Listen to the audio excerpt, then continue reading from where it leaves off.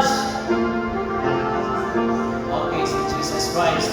Kaya, ikadua nga pagkutala, usahan ka ba sa Diyos? Naito siya ang simbahon, nagagaran, for the rest of your life, unless providentially hindered. Amen. Okay, siya, amen. Okay, so, naroon siya na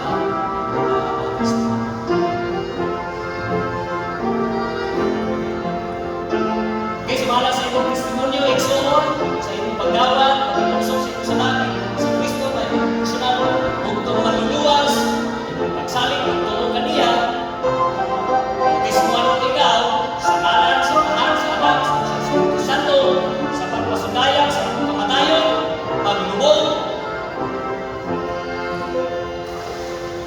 o pagkabanhaw, o sa paglangaw ng bag-o nga kinabuhi, to walk in newness of life. And all the church members said, Amen. Okay, so manipulog kapaliho, nga sulis-sulis na, pray after that, shake hands with one another, or especially sa ato-ato ang church style, physical CEO, fellowship, kapilog lang, young people, yung people's fellowship, simultaneous men and women, same time. Okay, so 5 o'clock, our church, divine worship service na mga hapon na gusto. So, tapos na, pinagis sa mga and after that, shake hands with one another. Okay, mag-ako na, sa Diyos, mag-usap pa,